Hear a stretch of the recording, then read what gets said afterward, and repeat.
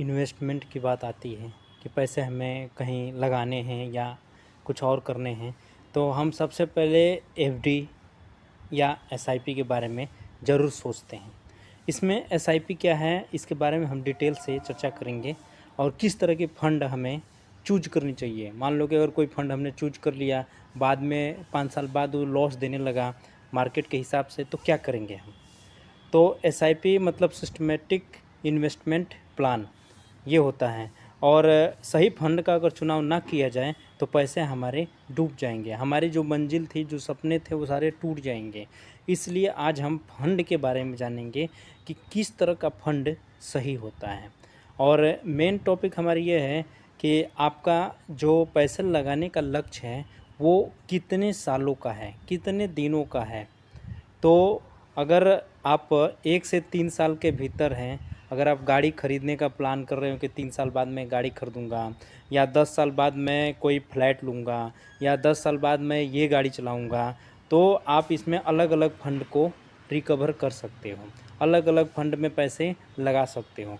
इसमें लघु फंड एक है जो 1 से 3 साल का आपका जो लक्ष्य है, उसमें अगर आपको इस तरह का लक्ष्य है कि 3 साल तक मुझे ये चीज़ करना है 3 साल के बाद से, तो आप लिक्विड फंड या अल्ट्रा शॉर्ट फॉर्म चुन सकते हो। इसमें कम रिस्क है, आराम से ग्रोथ होती है। लेकिन अगर आपका गोल 3 से 5 साल का है तो आप बैलेंस्ड या हाइब्रिड फंड ले सकते हैं, थोड़ा इक्विटी थोड़ा सेफ्टी, इस तरह की फंड होती है। और एक है कि आपका 5 साल से ज़्यादा मतलब 10 साल 15 साल 20 साल का है तो आप इक्विटी म्यूचुअल फंड में एसआईपी डाल सकते हैं, जो समय के साथ पैसे भी बढ़ता रहेगा और अच्छी ग्रोथ कंपाउंडिंग का असर उसमें दिखता है। अब बात करते हैं कि आप कितना जोखिम उठा सकते हैं। ये सोचना ज़रूरी है कि आप कितना जोखिम उठा सकते हैं। कम जोखिम चाहिए तो डेट फंड और लिक्विड फंड का इस्तेमाल करें। थोड़ा रिस्क लेना चाहते हैं, बैलेंस या हाइब्रिड चुनें।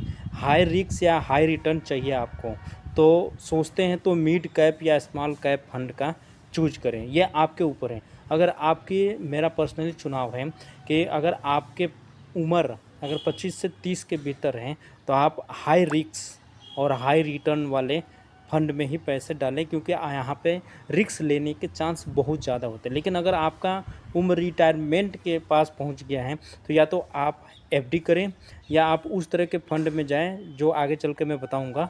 उसमें आप इन्वेस्ट करेंगे तो आप रिटायरमेंट तक अच्छे खासे पैसे आपके पास बच जाएंगे। मतलब आप लेट आए हो तो अभी कोई प्रॉब्लम नहीं है। अब अगला बात करते हैं, फंड या ट्रैक रिकॉर्ड देखा गया। क्या है फंड और ट्रैक रिकॉर्ड। अगर कोई फंड हमें चूज करना है और उस फंड में हमें किस तरह की रिकॉर्ड फंड ने तय किया है 3 से 4 साल 5 साल में, उसमें किस तरह की परफॉर्मेंस दिया। मान लो कि कोई फंड हमने देख लिया, म्यूचुअल फंड में किसी तरह का small mutual fund, small cap mutual fund हमने चूज किया, उसको हम ये देखेंगे कि 3 से 5 सालों में ये किस तरह का परफॉर्म किया है।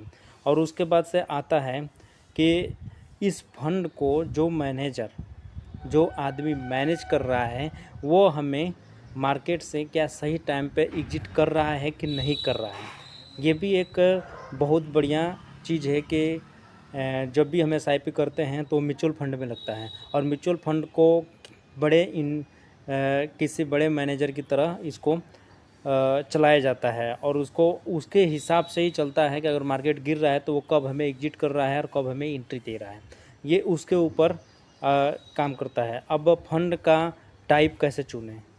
इसमें क्या है कि लार्ज कैप फंड, जैसे बड़ी कंपनियां, स्थिर ग्रोथ एकदम भरोसेमंद होती हैं। जो बड़ी कंपनियां हैं उसकी ग्रोथ, जैसे पार्ले जी हो गया, नेस्ले हो गया और ब्रिटानिया हो गया, इस तरह की कंपनियां हैं जो बहुत अच्छी होती है। मिड या स्मॉल कैप फंड ये रिटर्न तगड़ा देता है लेकिन जोखिम का हिस्सा सबसे ज़्यादा होता है।